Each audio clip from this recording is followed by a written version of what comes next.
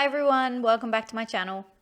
I think this is a really important video for short riders and something that's overlooked when choosing a bike.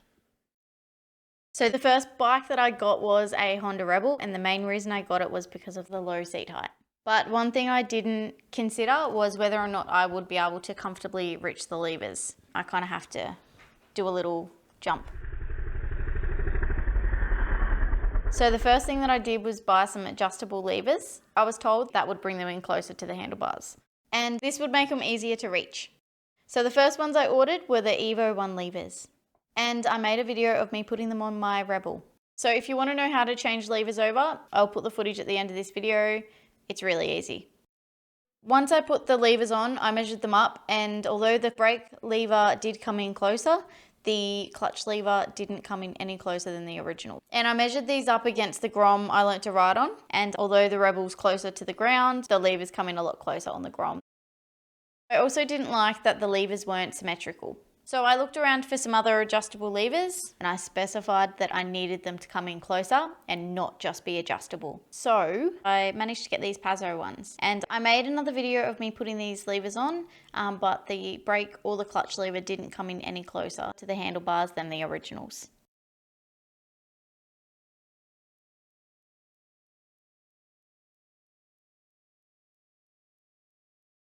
So I ended up returning the Evo 1 and the Pazzo levers. And when I took my bike in for its first service, I was talking to the mechanic about this. He said that he has tried adjustable levers for other people and they had the same issue where it wouldn't come in any closer. But one thing that he has done is bend the stock levers in a bit closer for people with smaller hands. He said he could do this, but there was a risk of the levers breaking. What he did do was he adjusted the clutch so I had a little bit more free play than normal. This means that the first part of the clutch pull is lighter, and it also means that the friction zone isn't out as far from the bars. And I've been riding with it like this for a little bit now, and it feels a lot better. He also said that because the Rebel has a bigger engine than the Grom, it has a bigger clutch. So he thinks that it needs 80 of the 100 millimeters of movement to be able to fully disengage the clutch. So you can't bring it in far, but if you could say bring it in 10 millimeters, it would make a big difference. Something that you might want to consider before buying a bike is whether or not you can reach the levers. For example, the 2020 Honda Rebel has a slipper clutch, which is meant to be a bit lighter, and there is also an adjustable brake lever that you can get. And bikes with smaller and less powerful engines will probably have a smaller and lighter clutch, meaning that you don't have to pull it in as far.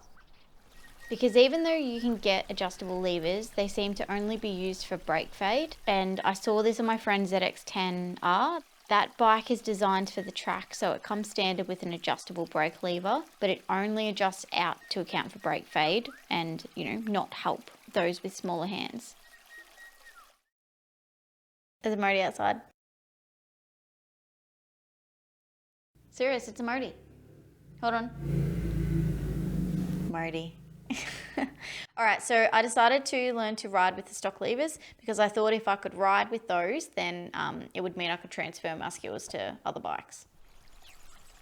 So I also greased up my lever pivot points and got a cable luber in case the levers get harder to pull in, but I haven't used it yet. And another thing that I did consider was getting some gloves that have little silicone grips on them.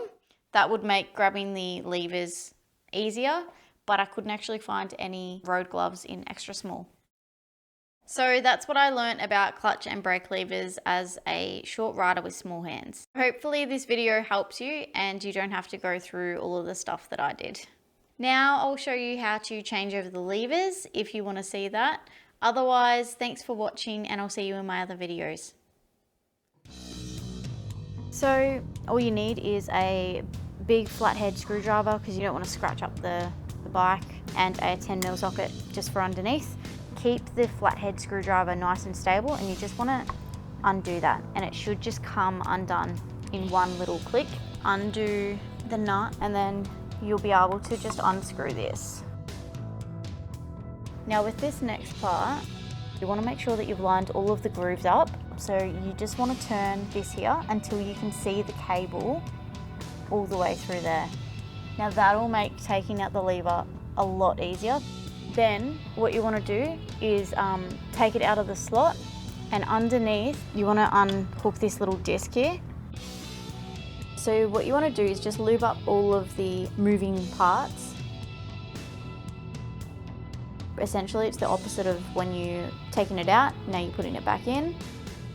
So you slip the end of the cable back in. It should just slide back into place. Then you want to put the bolt and the nut back on, and obviously tighten that back up. Not too tight, and you don't want to slip. So this little one here is the adjuster, so you want to make sure that you've got a couple of mil of free play, and then use the bigger part to lock it. And then same thing with the brake lever, you just want to take out the bolt, freeze all the moving parts, and then put the brake lever in. This is really simple because it's a hydraulic brake, so there's no cable. Tighten it back up. So now that I've finished everything, I'm going to make sure that essentially that everything is working the same as when I dismantled it. See you next time.